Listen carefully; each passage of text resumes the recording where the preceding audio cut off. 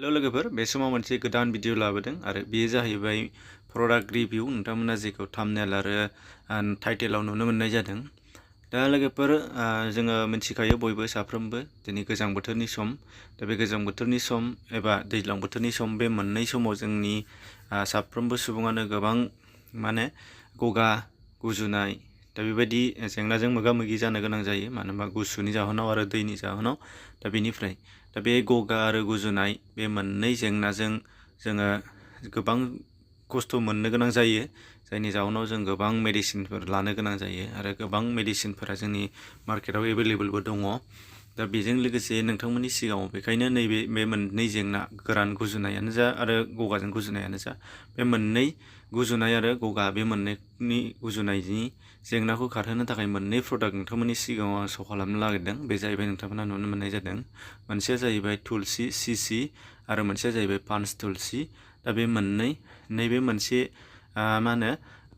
प्रडाक्टआ गथ'फोरनि थाखायबो चिल्ड्रेन आरो एडाल्ट मोननैनिबो थाखायबो, नाथाय नैबे मोनसे पान्स तुलसिया अनलि एडाल्टनि थाखायल' आरो बा सेंग्रा सिख्ला बा बैसोगोरानि थाखायल'।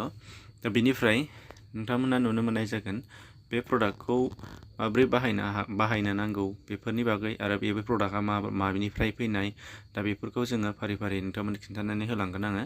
दा नायदो, बे प्रडाक्टआ जाहैबाय नोंथांमोना नुनो मोननाय जादों प्रडाक्टआ YTM मुंनि मोनसे प्राइभेट कम्पानि, बेनिफ्राय नोंथांमोना नुनो मोननाय जादों। दा निफ्राय बे YTM प्राइभेट कम्पानिनिफ्रायनो नोंथांमोना नुगोन बेयावहाय होनाय जादों नोंथांमोननो एकदम पियर आयुर्वेदिक 100% आयुर्वेदिक प्रडाक्ट नोंथांमोना नुदों 100% सेफ एन्ड आयुर्वेदिक। बे कम्पानिनि बुंनानै लानाय बेखौ आं होननाय नङा, नोंथांमोना नुगोन प्रडाक्टनि सायाव नायबानो नुगोन आयुर्वेदिक नालाय।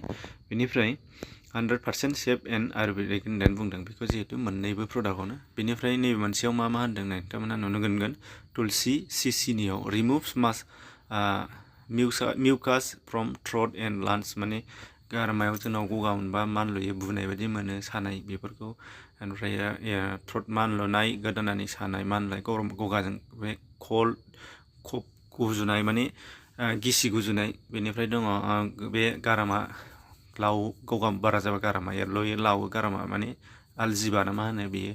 दा बेफोर गगा मोननायाव जेसेबां प्रब्लेम दङ बेफोरो रानिं एन्ड ब्लक नस, गन्थंजों दै गनाय आरो ब्लक जानाय होथेनाय बेफोरखौ होनदों। दा बेफोरो खारगोन बे कम्पानिनि बे बुंना लानाय नोंथांमोना नुनो मोननाय जादों। दा पान्स तुलसियाबो बिदिनो गारामायाव ड्रप होनायनि बिनि बाहायनाया जाहैबाय बा गारामायाव ड्रप होनांगौ। नोंथांमोना नुगोन बे गावबागाव लिरनाय दंखायो ड्रप। दा बे ड्रपखौ दैयाव एसे दै लानानै दैयाव होनानैबो लोंनो हागोन आरो नङाबा साहायाव होनानैबो लोंनो हागोन नैबे ड्रपआ गुजुनायनि थाखाय। बेनिफ्राय आरो नोंथांमोना नैबे नुगोन नैबे तुलसिनिया बेना सिराप, बेथ' डाइरेक्टलि लोंनांगोन सिरापखौ, एजखौ नायनानै बेवहायनो लिरनाय दंखायो नोंथांमोना एडाल्टआ बेसेबां चिल्ड्रेना बेसेबांनि लिमिट नायनाय। दाना बे बाहायनाय आरो गुदि मुवा आरो बेनिफ्राय बेसेन बेखौ नोंथांमोननो खिन्थानो नागिरदों। दा पान्स तुलसि बेनि थाखाय बाहायनाया नोंथांमोना नुगोन नैबाव आं दासो बुंदोंमोन, 1 ड्रप अफ पान्स तुलसि 1 ग्लास अफ वाटार गिलाससे दैयाव 1 ड्रप नङाबा 2 ड्रप बेखौ होनो हागोन होनदों। बेनिफ्राय आरो नङाबा टि साहायावबो होनो हागोन आरो बेखौ सानसेयाव खनब्रैनिफ्राय खनबासिम लोंनो हागोन होनदों। आरो बेनिफ्राय नुनो मोननाय जागोन नोंथांमोना नैबेयाव आरोबाव मोनसेया जाहैबाय तुलसि CCनि थाखाय 1 टीस्पुन मोनसे सामससे 2 or 3 टाइम्स ए डे, सानसेयाव खननै खनथाम। बे चिल्ड्रेननि आरो एडाल्टनि थाखाय सामसनै सानसेयाव खननै एबा खनथाम बे बाहायनाय नोंथांमोना नुनो मोननाय जाबाय। दानिया बेनिफ्राय मा नुगोन जोङो गुदि मुवा इनग्रिडियेन्ट्सफोरा मा नैबेयाव मा नुदों, तुलसि CCनि थाखाय हानि बेरेमोदै दङ, तुलसि दङ, बेनिफ्राय बानकि, ओमफ्राय बेनिफ्राय भारंगी, बेनिफ्राय पाताहारि सेरिमियाम बेफोरबायदि दङ। नोंथांमोना बेखौ प्रडाक्टखौ आखायाव मोनबा नायनानै गावबागाव नुनो हागोन। आरो बेनिफ्राय पान्स तुलसिनि थाखाय मा दङ नोंथांमोनहा नायबा नुगोन। पान्स तुलसिनि मोनबा तुलसिजों ज' जानाय गासिबो तुलसि रोखोमनि मोनबा तुलसि रोखोमनिया मोनबाया दंजोबो बे पान्स तुलसियाव।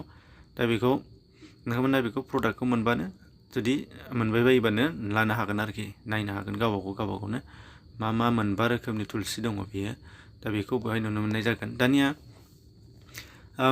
बाहायनायनि बेलायाव माखासे रिस्ट्रिक्टेड होनाय दङ बेखौथ' जेनेरेल गासिबो माबायावनो थाखायो मुलियावनो थाखायो जेरै प्रेगनेन्सिनि थाखाय बियो बाहायथाव नङा जायफ्रा जोबोद सिरियास लोमजानानै दङ बेनि थाखाय नङा जायखिजाया मोनसे सिरियास बेराम पारमानेन्ट दङ बेफोरनो बाहायथाव नङा दा बेफोरखौ गासिबो मुलियावनो थाखायो दा बेनि थाखाय बेफोरखौ रिस्ट्रिक्टेड आरो चिल्ड्रेननि थाखाय दहाय बुंखाबाय बेबि माने गथ' गोरलैफोरनि थाखाय गोजानाव दोननांगोन बेखौ जायफ्रा माने एज जायाखै बिसोरनि थाखाय दा बेनिफ्राय नोंथांमोना बेसेननि बेलायाव सोंनो हायोबा नैबे पान्स तुलसिनि थाखाय 299 बेनिफ्राय तुलसि सिसिया जाहैबाय अनलि 99ल' नोंथांमोना नुनो मोननाय जादों बेयाव।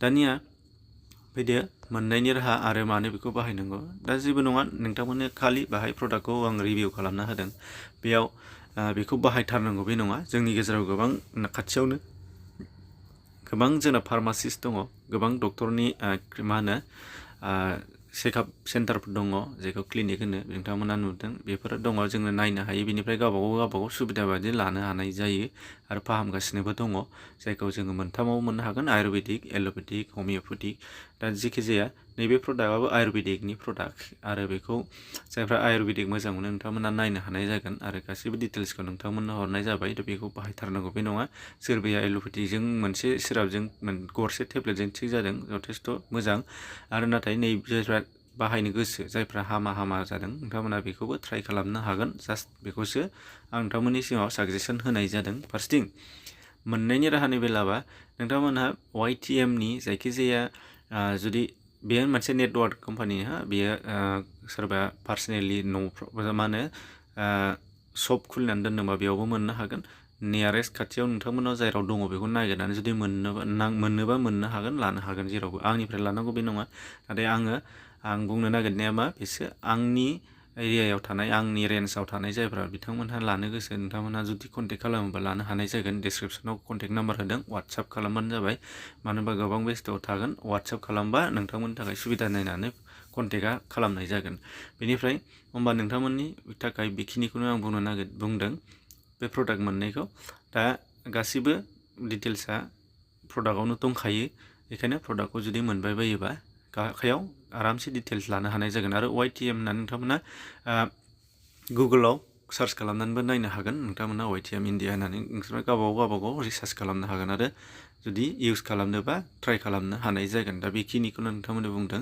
आरो जायफ्रा रेन्जनि बाहेरायाव दङ नोंथांमोनहा बेखौ जुदि पसिबोल नङाबा आंनिफ्राय मोननो हानाय नङा बेखायनो गावबागाव नियारेस्ट सोरबा जेराव सुबिदा मोनो बेवहाय नायबा मोनबा लानो हानाय जागोन आरो बेखिनिमोन एसेनोसै लोगोफोर गोजोन्थों।